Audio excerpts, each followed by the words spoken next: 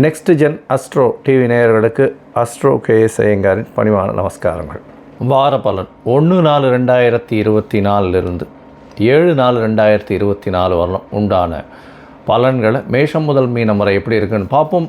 அதற்கு முன்னாடி இந்த வாரத்தில் 1/4/2024 ஏப்ரல் 1ஆம் தேதி அப்படின்னு சொல்லக்கூடியது ஃபினான்ஷியல் இயர் ஆரம்பம். எல்லா விதமான அக்கௌண்டிங் பர்பஸுக்கும் புது கணக்கு போடுறது எல்லாமே வருஷத்தின் முதல் நாளாக உலகம் மொத்தம் கொண்டாடக்கூடிய ஒரு விஷயம் அப்படின்றது ஏப்ரல் 1 நம்ம இந்தியாவிலையும் ஏப்ரல் 1 டு மார்ச் 31 ஒரு ஃபினான்ஷியல் இயர் அப்படின்னு மெயின்டைன் பண்ணுறோம்.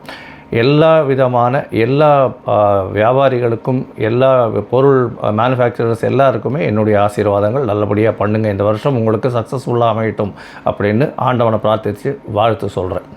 முதல்ல கோல் சாரம் அப்படின்னு பார்த்தோமே ஆனால் இந்த வாரத்தில் மேஷ ராசி காலபுருஷ தத்துவத்தின் முதல் ராசியான மேஷ ராசியில் குரு பகவான், 6ஆம் இடம்னு சொல்லக்கூடிய கன்னியில் கேது பகவானும், 11ஆம் இடமான கும்பத்தில் சனியும் செவ்வாயும், 12ஆம் இடம்னு சொல்லக்கூடிய மீனத்தில் ராகு, சுக்கிரன், சூரியன் மற்றும் புதன் 4 கிரகங்கள் இருக்குது இந்த வாரம். இந்த வாரத்தில் பார்த்தேனால் 2ஆம் தேதி அன்றைக்கி 2/4/2024 அன்றைக்கி தேய்பிறை அஷ்டமி. தேய்பிறை அஷ்டமி என்ன விசேஷம் அப்படின்னா காலபைரவருக்கு விசேஷமான நாள். தேய்பிறையில் காலபைரவரை போய் விழுந்து கும்பிட்டுட்டு வந்தீங்கன்னா உங்களுக்கு உண்டான திருஷ்டிகள் போகும். சனி பகவானுக்கு உண்டான பிரீத்தின்னு சொல்லக்கூடியது.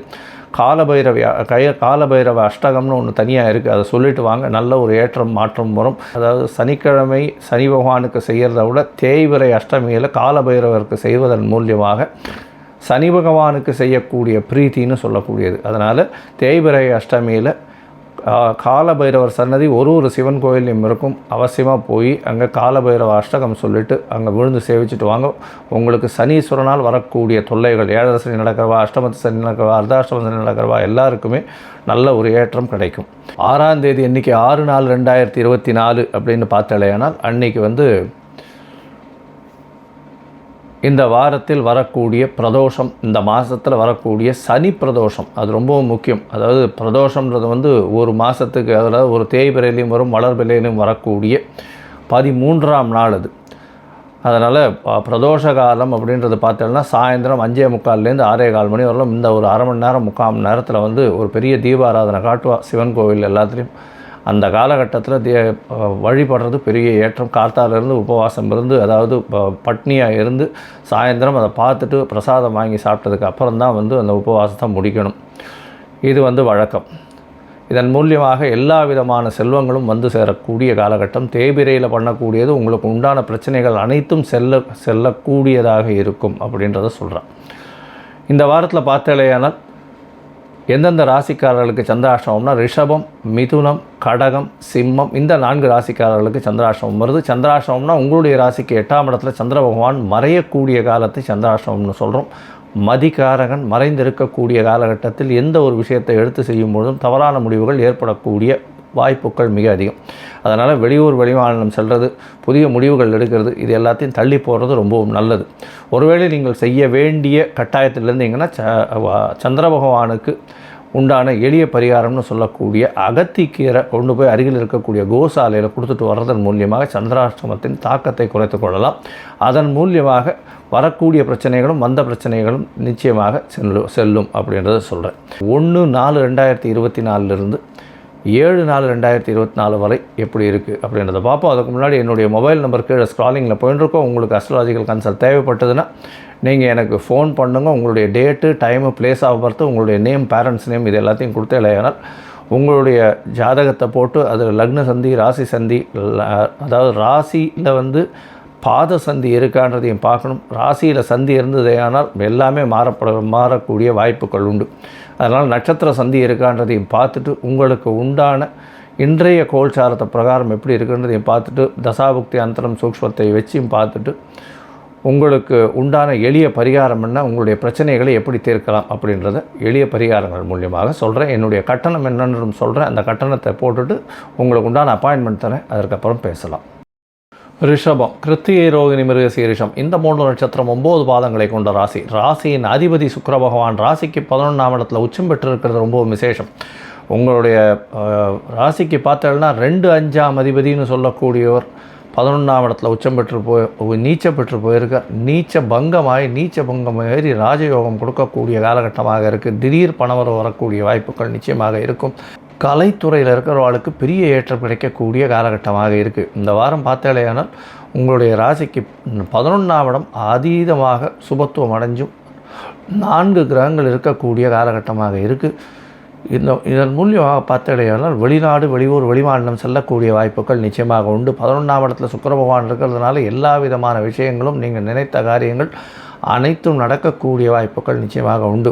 கலைத்துறையில் இந்த இவங்களுக்கெல்லாம் ஆர்டிஸ்ட்டுக்கு, அதாவது ஃப்ரண்ட் ஸ்க்ரீனில் இருக்கக்கூடிய ஆர்டிஸ்ட், சின்னத்திரை பெரிய திரையில் இருக்கிறவர்களுக்கெல்லாம் பெரிய ஏற்றம் கிடைக்கக்கூடிய காலகட்டமாக இந்த வாரம் அமையிறது. இந்த வாரத்தில் பார்த்தாலேயானால் உங்களுடைய ராசிக்கு 12ஆம் இடத்துல 8ஆம் அதிபதி இருக்கிறதும் 12ஆம் அதிபதி 10ஆம் இடத்துல போய் இருக்கிறதும் பெரிய விசேஷம். இதன் மூலியமாக வேலை நிமித்தமாக வெளிநாடு, வெளியூர், வெளிமாநிலம் செல்லக்கூடிய வாய்ப்புகள் மிகவும் அதிகம். வியாபாரத்தில் வெளிநாட்டு சம்பந்தம் வரக்கூடிய வாய்ப்புகள் நிச்சயமாக உண்டு. சுப செலவுகள் வரக்கூடிய வாய்ப்புகள் நிச்சயமாக உண்டு. திடீர் பணவரவு வரும். உங்களுக்கு திடீர் பதவி, புகழ், அந்தஸ்து, கௌரவம்லாம் வரக்கூடிய காலகட்டமாக இந்த வாரம் அமையிறது. இந்த வாரத்தில் பார்த்தீங்கன்னா அதிவேகமாக செல்லக்கூடிய கிரகம் அப்படின்னு சொல்லக்கூடிய சந்திர பகவான் உங்களுடைய ராசிக்கு 8ஆம் இடத்துல இந்த வாரத்தில் ஆரம்பிக்கிறார். 8ஆம் இடத்துல இருக்கிறதுனால சந்திராஷ்டம காலம்னு சொல்கிறோம். 3ஆம் தேதி அதிகாலை ஒரு 12:30 மணி வரலும் இருக்கக்கூடிய காலகட்டம். 1ஆம் தேதியிலிருந்து 3ஆம் தேதி அதிகாலை அப்படின்னு சொல்கிறோம்னா ஒரு 2 நாள் அங்கே இருக்கார்.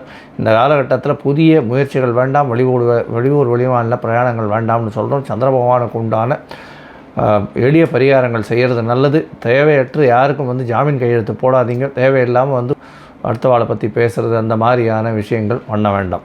உங்களுடைய ராசிக்கு பார்த்தலையானா 9ஆம் இடத்துல சந்திர பகவான் போகிறார். அது 3ஆம் தேதி அதிகாலையிலிருந்து 5ஆம் தேதி காலை ஒரு 3:45 மணி வரலும் இருக்கக்கூடிய காலகட்டமாக இருக்குது. இந்த காலகட்டத்தில் தந்தையின் உடல்நிலையத்தில் நல்ல ஒரு ஏற்றம் கிடைக்கக்கூடிய காலகட்டம். தாயின் உடல்நிலை நல்லபடியாக இருக்கும். உங்களுடைய உடல்நிலை நிச்சயமாக நல்லபடியாக இருக்கக்கூடிய காலகட்டம். நினைத்த காரியங்கள் அனைத்தும் வெற்றி பெறக்கூடிய வாய்ப்புகள் நிச்சயமாக உண்டு. புதிய தொழில் அமையும், புதிய வேலை கிடைக்கக்கூடிய வாய்ப்புகள் உண்டு. தொழிலில் உங்களுக்கு கீழ்ப்படிந்தவர்கள் மூலியமாக சிறு சிறு பிரச்சனைகள் வரக்கூடிய வாய்ப்புகள் நிச்சயமாக இருக்கும்.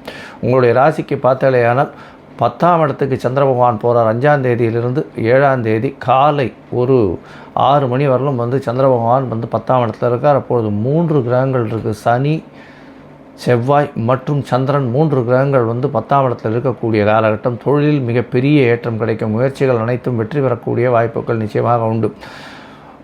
புனர்ப்பு யோகம் அமையிறது. அதை தவிர சந்திரமங்கல யோகம் அமையக்கூடிய வாய்ப்புகள் இருக்குது. புதிய வீடு மனை வாங்கக்கூடிய வாய்ப்புகள் நிச்சயமாக வரும்.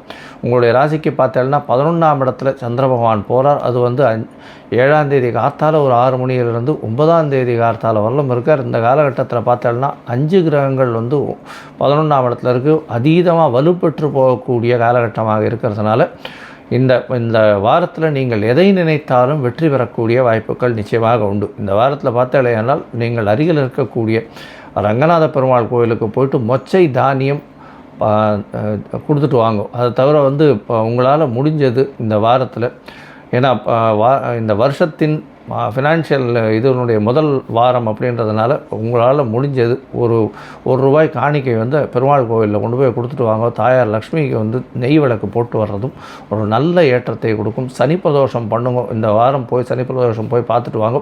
அதை தவிர வெள்ளிக்கிழமை அன்றைக்கி சாயந்தரம் ஒரு 7 மணிக்கு தாயார் சன்னதியில் போய் சேவிச்சுட்டு வாங்க. உங்களால் முடிஞ்சதை தானம் கொடுத்துட்டு வாங்க. நல்ல ஒரு ஏற்றம் இருக்கும். மொச்சை பயிறு தானம் கொடுக்கறது இந்த வாரம் பெரிய ஏற்றத்தையும் மாற்றத்தையும் உங்கள் வாழ்வில் கொடுக்கும். ரிஷபராசிக்காரர்களுக்கு இந்த வாரம் எல்லாமே நல்லபடியாக இருக்கக்கூடிய காலகட்டமாக இருக்குது.